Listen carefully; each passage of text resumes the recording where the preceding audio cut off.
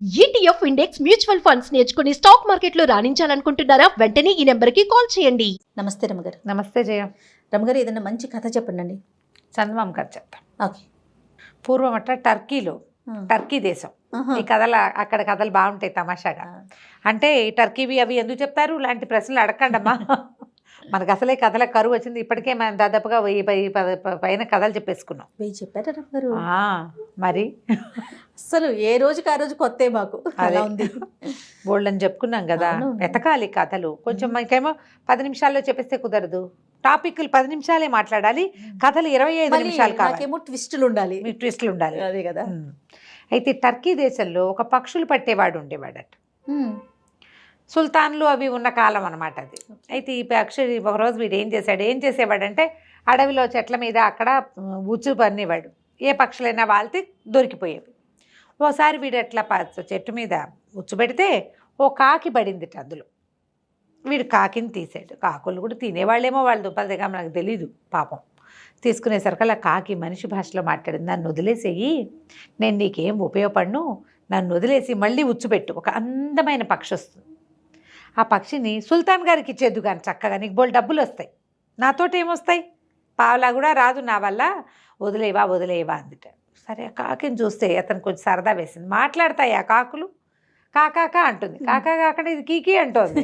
అందుకని సరేనని దాన్ని వదిలిపెట్టాడు. అది అక్కడే నుంచుంది పోకుండా. ఇతను మళ్ళీ ఉచ్చుపెట్టి దూరంగా కూర్చున్నాడు. చాలాసేపటికి, ఎన్ని గంటలకో, ఒక అత్యద్భుతమైన సౌందర్యవంతమైన ఎంతో బాగున్న ఒక పక్షి వచ్చి వాలింది. ఉచ్చు బిగిసిపోయి దొరికిపోయింది. పక్షిని చూసి ఆశ్చర్యపోయాడు. ఇంత పొడుగు తోక దానికి, మెరిసిపోతూ, కిన్నెర జాతి పక్షి. అసలు మనం కనపడదు, మనకి ఎక్కడో కథల్లో వింటాం. అంత అందంగా ఉంది, ఎంత బాగుంది. ఎప్పుడు దాన్ని తింటాము, చేయటము ఏమిటి, దాన్ని సుల్తాన్కి కదా ఇవ్వాలి. దాని అందం పట్టలేకపోయాడు. దాన్ని తీసుకుని వెళ్ళి సుల్తాన్ గారికి చూపించాడు. సుల్తాన్ మామూలుగానే ఆయనకి విచిత్ర వస్తువులు అవి అంటే కొంచెం ఇష్టం. ఈ పక్షి అందంగా ఉండేసరికల్లా దాని సౌందర్యానికి వ్యామోహితుడై అపారమైన ధనం ఇచ్చాట ఈ పక్షులు పట్టేవాడికి. వాడు అమ్మాయాన్ని ఆనందించాడు. కొన్నేళ్ల పాటు పక్షులు పట్టక్కర్లా, వాడు హాయిగా తింటూ కూర్చోవచ్చు, ఏదో చిన్న వ్యాపారం చేసుకోవచ్చు అనుకుని సరేనని అవి తీసుకుని పోయాడు. అయితే ఈ పక్షిని దగ్గర పెట్టుకుని ఈ సుల్తాన్ గారు ఎప్పుడూ దాన్ని మైమరిచిపోయి దాని వెనకాలే తిరుగుతూ ఉంటాడు. అసలు దాన్ని వదలటల్లా. ఈ వజీర్కి ఒళ్ళు మండిందిట. లేదా ఒక పిట్టని తెచ్చి వాడు ఇంత డబ్బట్టుకెళ్ళాడు, దాంతో మనకి 10 సంవత్సరాల జీతం వస్తుంది, వాడు ఎందుకు తీసుకెళ్ళిపోవాలి, వాడికి ఏదైనా శిక్ష పడాలి.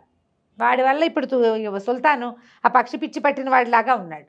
ఒకటి రాజుగారికి పిచ్చెక్కిచ్చాడని మంటగా ఉంది, డబ్బులు పట్టుకుపోయాడని చీదరగా ఉంది. అందుకని ఏమనుకున్నాడు, ఒకరోజు వచ్చి సుల్తాన్ గారిని చూడబోయాడు. నేను ఒక బంగారు పంజరంలో ఆ పక్షిని పెట్టి దాంతో కబుర్లాడుతున్నాడు. అదేం మాట్లాడదు, తలకాయ ఉప్పుతుంది అంతే. దాని అందమే ఇంద్రధనుస్సు లాంటి రెక్కలు, బంగారపు రంగు కొప్పెర, ఈ ముందుండే పైభాగంలో ఉండే కుచ్చు, సౌందర్యం. వ్యామోహపడిపోతున్నాడు సుల్తాన్.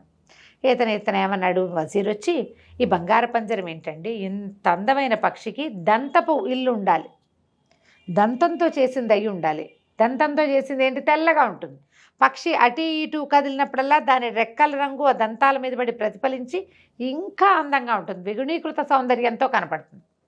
అనేసరికల్లా ఒక పక్షికి ఇల్లు నిర్మించాలంటే పెద్ద గూడు, ఎన్ని దంతాలు కావాలి, ఎవరు తెస్తారండి దంతాలు అంటే, ఈ పక్షిని తెచ్చిన వాడు దంతాలు తెప్పించండి అన్నాడు. అనేసరికల్లా రాజుగారు మళ్ళీ పక్షుల వాడికి కబురు చేస్తారు. సుల్తాన్ గారు వాడిని పిలిచి, ఈ పక్షికి ఒక దంతపు ఇల్లు నిర్మించాలని అనుకుంటున్నా, దంతగృహం, అది ఫ్రీగా తిరగాలి, చిన్న పంజరంలో పట్టదు, అది బంగారు పంజరమే, పెద్దది కావాలి, దానికి 10x10 ఇల్లు కట్టాలంటే ఎన్ని దంతాలు కావాలి, పక్షి ఫ్రీగా ఉండాలి, దానికి మలమూత్రాలకి వాటికి ఇబ్బంది లేకుండా ఉండాలి, కాబట్టి దంతాలు పట్టు రమ్మన్నారు. అనేసరికి నిర్ఘాంతపోయాడు. ఈ పక్షులు పట్టేవాడు దంతాలు ఎట్లా తేగలుగుతాడు? కొద్ది రోజులు టైం ఇచ్చారు, 1 నెల లోపల నువ్వు దంతాలు ఏర్పాటు చేయాల్సిందే. అయితే ఏమైంది, రాజుగారు ఈ మాట చెప్పారు, కానీ వజీర్ ఏం చెప్పాడంటే, నువ్వు దంతాలు తేకపోతే నీకు మరణశిక్షే, 1 నెల రోజులు టైం ఇస్తున్నావు, లేకపోతే అంతే నీ సంగతి. వీడికి మరణశిక్ష ఇస్తే వీడి ఆస్తి అంతా జప్తు అవుతుంది, సుల్తాన్ ఇచ్చిన డబ్బంతా మళ్ళీ వెనక్కి. వీడు ఏడు మొహం పెట్టుకుని బయటకు వచ్చాడు. నడిచొస్తుంటే ఎక్కడి నుంచో పరిగెత్తుకుంటూ వచ్చింది కాకి, వీడి భుజం మీద వాళ్ళింది. ఏమిటి అలా పెట్టుకున్నావు మొహం, ఏమైంది నీకు అది అనేసరికల్లా వీడు ఆ కాకిని గుర్తుపట్టి తనకి ఏం చెప్పాడంటే, మరి నేనేం చేయను, దంతాలతోటి ఇల్లు కడతాట, ఏనుగు దంతాలు తెమ్మంటాడు. అసలు ఏనుగులు ఎక్కడున్నాయి మనకి, ఓ దంతం దొరుకుతుంది, అంత ఏ 25-30 దంతాలు ఉంటే కానీ ఆ ఇల్లు అవ్వదు అనేసరికల్లా దానిదేముంది, నువ్వు కంగారు పడకు, రాజుగారి దగ్గరికి వెళ్ళి 40 పీపాల సారా కావాలని అడుగు. ఓకే. మనకు అడవిలో ఏనుగులు నీళ్లు తాగే మడుగు ఒకటి ఉంది. ఈ 40 పీపాల సారాని అక్కడికి షిఫ్ట్ చేయమను. మొత్తం ఎత్తి సారా నదిలో పోసాయి, ఆ గుంటలో మడుగులో. ఏనుగులు వచ్చి 2 రోజులకి 5 రోజులకి ఒకసారి వచ్చి నీళ్లు తాగుతాయి. ఆ సారా నీళ్ళు తాగితే మత్తెప్పి పడిపోతాయి. కోసేసుకో నీకు కావాల్సిన దంతాలు, నువ్వు కోసినా అవి లేవు అనేసరికి ఈ పని బాగుందనుకున్నాడు. బాగుందనుకుని రాజుగారికి చెప్పాడు. రాజుగారి సుల్తాన్ ఏమన్నాడు, సరేనని ఓ పెద్ద బండి మీద 40 పెద్ద పెద్ద పీపాల నిండా సారా పోయించి ద్రాక్ష సారా వీడితో పంపించాడు. వీడు పోయే ఏనుగుల మడుగులో అవంతా పోసేసాడు. పోసాక ఏనుగులు వచ్చినాయి, తాగినాయి. వీడిద్దరు 3 మనుషుల సహాయంతో దంతాలన్నీ కోసేసి ఏ బండి మీద సారా పీపాలు పెట్టుకొచ్చాడో అదే బండి మీద దంతాలన్నీ వేసుకుని పట్టుకెళ్ళిపోయాడు. వజీర్ నిర్ఘాంతపడి, వీడికాడు పుడక, వీడు భలే తెచ్చేశాడే, ఎలాగైనా వీడిని మళ్ళీ ఇంకోసారి పట్టించాలనుకున్నాడు. ఆ దంతంతో చక్కగా అన్ని దంతాలు పెట్టి బ్రహ్మాండంగా గూడు లాంటి ఒక ఇల్లు కట్టారు. పక్షి అక్కడెక్కడెక్కడే హాయిగా తిరుగుతూ ఉండేది. బాగుంది. కొన్ని రోజులు గడిచాక ఏమైంది, ఓ రోజు వజీర్ వచ్చి అన్నాడు, రాజా ఎంతసేపు సుల్తాన్ మీరు ఏమన్నారు, జహాపనా అంటాడనమాట, మీరు పక్షికేసే చూస్తున్నారు కానీ అదొట్టి బొమ్మలా కూర్చుంది ఏమిటండి, మాటామంతి లేకుండా. పక్షి అంటే పాటలు పాడద్దు, ఈ కిన్నెర జాతి పక్షులు మరీ పాటలు పాడాలి, ఇది పాడదు పెట్టదు, ఇది అందంగా పాడాలి కదండి అంటే, ఏమో దీనికి పాటలు రావండి అన్నాడు సుల్తాన్. అనేసరికి ఎందుకు రావు, ఈ పక్షి దొరికిందంటే ఖచ్చితంగా ఇది ఎవరిదో పెంపుడు పక్షి, పక్షులు వాడికి తెలుసు దీని పెంపుడు వాళ్ళు ఎవరో, వాళ్ళకి తెలుసు దీంతో పాడించడం ఎట్లా, వాళ్ళని బట్టు రమ్మనండి అనగానే రాజుగారికి తట్టింది. ఇంత అందమైన పక్షి ఇంతకంటే అందంగా గొంతెత్తి పాడితే ఎంత బాగుంటుంది, పట్టరండి రా పక్షులు వాడిని అన్నారు. మళ్ళీ వాడిని మోసుకొచ్చారు. వాడన్నాడు, లబో దిబోమన్నాడు, నేను అడవిలో పెట్టానండి ఉచ్చు, అది వచ్చి అక్కడ పడింది, నాకు తెలీదు, దాన్ని అది పెంపకం పక్షి అని కూడా నాకు తెలీదు, అది కుయ్యమనలేదండి, ఊరికే అందంగా కళ్ళు మెటకరిస్తుంది, అటు ఇటు తిరుగుతుంది తప్ప నాకు కనపడలేదండి అంటే ఒప్పుకోలే రాజు. దీన్ని పాడించాలి, దీన్ని పెంపకందారులు ఎవరో చూసి పట్టరా, వెతకబోయ్ అన్నాడు. వీడు కాళ్ళు ఏడ్చుకుంటూ వజీర్ దగ్గరకు వచ్చాడు. వజీర్ అన్నాడు, 40 రోజుల లోపల దీని ఓనర్ని తీసుకొచ్చి దీన్ని పాడించకపోతే నీకు మృత్యువు తప్పదు, నీ ఆస్తి జప్తు చేయక తప్పదు. రెండోసారి దంతాలు తెచ్చినప్పుడు రాజుగారు 3 ఇచ్చాడు డబ్బులు. వాడు ఆ డబ్బంతా పెట్టి కూర్చున్నాడు. సంతోషం ఏది వాడి బతుక్కి పాపం. సరే మళ్ళీ బిక్కమొహం వేసుకుని బయటకు వచ్చాడు. కాకి కనపడింది. కనపడేసరికల్లా నువ్వు ఎందుకు ఏడుస్తావు, ఓనర్సే కదా, నేను చెప్తా, ఓ పని చెయ్యి, రాజుగారి దగ్గర ఒక విహార నౌక ఉంది, అందులో లోపలే ఆ విహార నౌకలోనే ఒక ఉద్యానవనం లాంటిది, ఒక పార్కు లాంటిది, ఒక స్నానఘట్టం, స్నానగృహం అన్నీ ఉన్నాయి. రాజుగారి విహార నౌకలో వెళ్తే అలా కొన్ని రోజుల పాటు తిరుగుతాడు, లోపలే ఎంజాయ్ చేయడానికి వీలుగా అన్నీ ఉంటాయి ఆయనకి.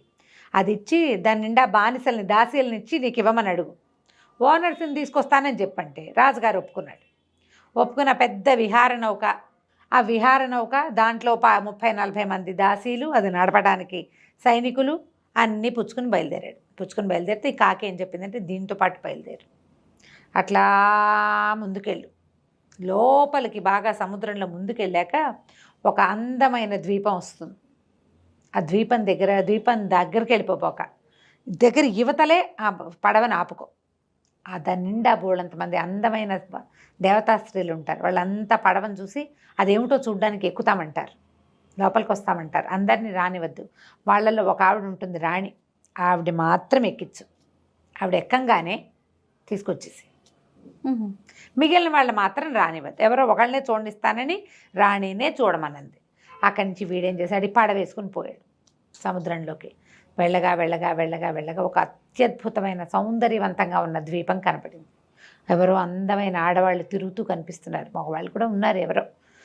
సరే వీడేం చేశాడు, లంగరేసి యువతలే ఆపి పెట్టుకున్నాడు. ఈ విహార నౌక బయట నుంచి చూస్తే ఒక సినిమాటిక్గా పక్షి రెక్కలలా అరుస్తున్నట్టు అట్లా బ్యూటిఫుల్గా కనపడుతుంది. దాని నిండా జెండాలు, పెద్ద హంస ఈదుతున్నట్టుగా కనపడుతుంది. వాళ్ళంతా చూసి కిరకిలాడుతూ అందరూ సముద్రంలోకి వచ్చేసారు. ఇతనేమో వాళ్ళందరినీ రాని వాళ్ళ ఒక్కళ్ళనేనని అందరిలోకి తలమానికంగా ఉన్న రాణిని మాత్రం ఎక్కించుకున్నాడు, సుల్తానాని. ఎక్కించుకుని ఆవిడ లోపల రాగానే వెంటనే దాసీలంతా వెళ్ళిపోయి ఆవిడకి స్వాగతం చెప్పారు. ఎన్ని రకాల పదార్థాలు రుచి చూపించారు. లోపలికి తీసుకెళ్లారు. కిందంతా తోట, సముద్రంలో ఒక చోట తోట ఉంటుందని ఎట్లా ఊహిస్తారు? అవును. ఆ తోటంతా చూస్తూ మైమరిచిపోయింది ఆవిడ. అక్కడి నుంచి మీరు అలసిపోయారు రండని ఘట్టంలోకి తీసుకెళ్ళి స్నానం చేయించడం మొదలుపెట్టారు. వాళ్ళకి తెలియదు అది. ఈ స్నానశాలలో బోళ్ళంతసేపు ఇవిడికి నలుగు పెట్టి రకరకాల నూనెలు రాసి మెరుగులు పెట్టి స్నానం అయ్యే లోపల కదిలించండి రా పడవ అని పడవ కదిలించుకొచ్చేసారు. స్నానం పానం అన్నీ బయటకు వచ్చేసరికి ఆవిడ పైకి చూసేసరికి ఏముంది, సముద్రానికి తమ ద్వీపం కనిపించట్లే, ఎక్కడో ఉంది. భయపడిపోయింది ఆవిడ, ఏడ్చేయటం మొదలుపెట్టింది. అప్పుడు ఈ కుర్రాడు ఏం చేశాడు, పక్షులు వాడు, మీరేం భయపడకండి, ఒక ముఖ్యమైన పని మీద మిమ్మల్ని తీసుకెళ్తున్నాను, నా పని అయిపోగానే మళ్ళీ తీసుకొచ్చి మీ ఇంటి దగ్గర దిగబెట్టేస్తా, హాయిగా విశ్రాంతి తీసుకోండి, వీళ్ళంతా ఉన్నారు మంచిగా గానా బజానా చేస్తారు, చక్కగా తోటలో తిరగండి, హాయిగా తినండి, స్నానం చేయండి, రెస్ట్ తీసుకోండి అని బతిలాడుకున్నాడు. సరే 3 రోజులు ప్రయాణం చేశారు. 4 రోజులు మొత్తానికి మళ్ళీ ఊర్లోకి వచ్చారు. టర్కీ దేశానికి వచ్చారు. ఈవిని దింపేసరికల్లా జనాలంతా ఆవిడ సౌందర్యానికి ముగ్ధులైపోయారు. అక్కడి నుంచి రాజసభలోకి తీసుకెళ్తే రాజుగారు ఉన్న దగ్గరే ఆ పక్షి ఉండేటువంటి గూడు. ఈవిడిట లోపలికి వచ్చింది. ఆ పక్షి కూ అని కూయటం మొదలుపెట్టి ఎంత అందంగా పాడుతోందో. రాజు మైమరిచిపోయాడు దాని పాటకి. ఈ ఎదురుగుండా వచ్చిన ఆవిడ సౌందర్యానికి అయితే కుదేలైపోయాడు. ఆవిడ దాని దగ్గర కూర్చోబెట్టుకున్నాడు. ఆ పక్షి తెగ పాడింది. ఈవిడిని ఆవిడకి రాజోపచారాలన్నీ చేయించాడు. నాతో ఉండిపోమని అడిగాడు. ఆవిడ ఒప్పుకుంది. ఆవిడే ఉండిపోయింది ఇక్కడే ఈయనతోటి. సుల్తానా, ఆయన సుల్తాన్, ఈవిడ సుల్తానా. ఆ పక్షి నిరంతరము పాడుతూ ఆవిడకి ఆనందం కలిగించేది. ఆవిడ స్నానాలు చేస్తూ పానాలు చేస్తూ పళ్ళు గిళ్ళు తింటూ హ్యాపీగా ఈయనతోటి గడిపింది కొంతకాలం. కొన్నాళ్ళు అయ్యాక ఆవిడకి ఏదో జబ్బు చేసింది సుల్తానాకి. ఇక ఎన్ని వైద్యాలు చేసినా కుదరలా, ఏం చేసినా అవ్వలేదు. అవపోయేసరికల్లా సరే వాళ్ళేమన్నారు, వజీర్కి ఏం చేయాలో తెలియటల్లా. దాన్ని పంపిస్తే పక్షి కోసం చూస్తే దంతపు గ్రహం వచ్చింది, దానికోసం చూస్తే ఈవిడొచ్చింది. రాజుగారు మైమరిచిపోయాడు. ఈ కుర్రాన్ని ముంచెత్తేసాడు డబ్బులో. ఈవిడేమో రాజుగారిని ఇంకా కొంచెం మైమరిపించేలాగా చేసేసింది. ఇప్పుడు జబ్బు. అక్కడి నుంచి వాళ్ళు ఏమన్నారు, ఈ కుర్రాన్ని మళ్ళీ పిలిచారు.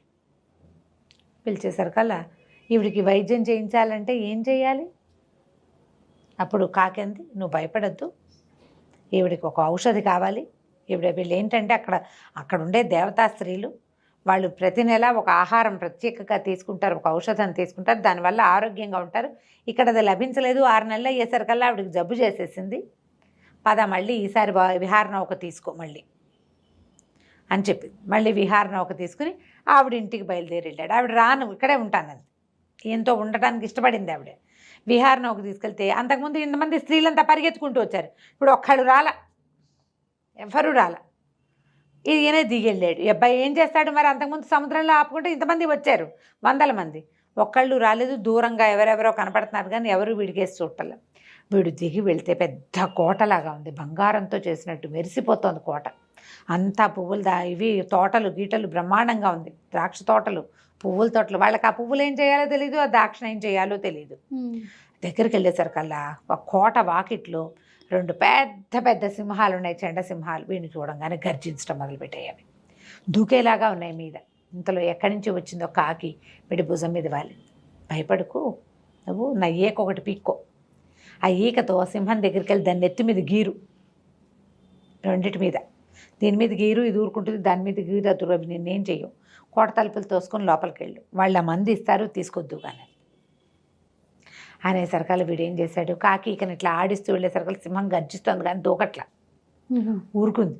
దగ్గరికి వెళ్ళి ఆ సింహాన్ని నెత్తి మీద దాని జూలు ఉంటుందిగా ఇట్లా, ఆ జూల్లో గీరేసరికల్లా అది ఇట్లా చమ్మగా కళ్ళు మూసుకుంది. రెండో సింహాన్ని కూడా గీరాడు, మాట్లాడకుండా ఊరుకున్నాయి. తలుపు దోసుకొని లోపలికి వెళ్ళాడు. ఇంతమంది గుంపుగా ఆడవాళ్ళంతా వచ్చారు. మా సుల్తానాన్ని తీసుకుపోయావు, నువ్వు ఇప్పుడు మళ్ళీ వచ్చావు, ఏం చేయడానికి వచ్చావు అని. వీడేం చెప్పంటే, నేనేం చేయడానికి రాలేదు, మాకు పక్షి దొరికింది, నీ కథ అంతా చెప్పాడు. చెప్పి ఆవిడ అందుకు తీసుకెళ్ళాను. ఆవిడ అక్కడే ఉండటానికి ఇష్టపడుతుంది, ఆవిడకి ఒంట్లో బాగుండలేదు, మందు కోసం వచ్చాను, ఔషధం తీసుకురమ్మని పంపించింది ఆవిడ, నన్ను వెళ్ళమంది అన్నాడు. అనేసరికల్లా సరే వాళ్ళు ఏం చేశారు, కుప్ప తీసి మందు ఇచ్చారు. అది పుచ్చుకొని బయలుదేరాడు. వెనక్కి వచ్చాడు. వెనక్కి వచ్చేసరికల్లా వెళ్ళాడు సుల్తానా దగ్గరికి వెళ్ళాడు.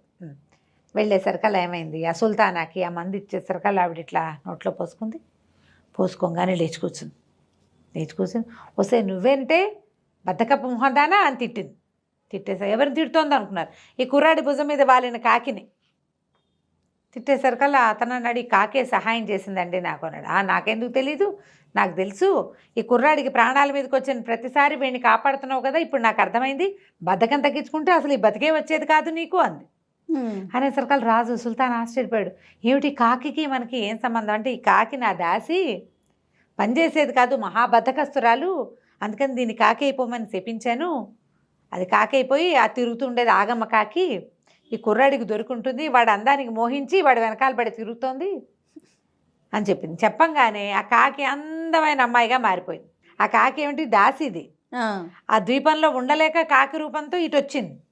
ఈ కుర్రాడు కనపడ్డాడు, వీడితో ఫ్రెండ్షిప్ చేసింది, వీడికి ఒకటి వనగుర్చింది. క్రమంగా తన రూపం మార్చుకునే అవకాశాన్ని పొందిందనమాట. సరే, ఆ అమ్మాయికి పెళ్లి చేసేసింది ఈవిడ, తన దాసి పిల్లకి, ఈ పక్షులు పట్టే కుర్రాడికి. ఆ తర్వాత రాజుగారి సేవలోనే ఉండిపోయాడు. అయితే రాజుకు అర్థమైంది, తమ వజీరు కావాలని ఈ కుర్రాడిని ఇరికించడానికి వాడిని ఇట్లా బెదిరించి ఈ పనులు చేయించాడని తెలుసుకుని వజీర్ దుష్టబుద్ధిని కనిపెట్టి వజీర్నేమో ఊరి బయటికి పంపించేశాడు. ఈ కుర్రాడినే తన వజీర్గా చేసుకుని వాడికి తెలివైన సలహాలు చెప్పిన వాడి భార్యనేమో తన భార్యకి సహాయకారిగా తన దగ్గరే ఉంచుకున్నాడు. ఎంతకాలమో వాళ్ళు కలిసి హాయిగా ఉన్నారు. కథ కంచికి మనం ఇంటికి. నమస్తే. నమస్తే జయ.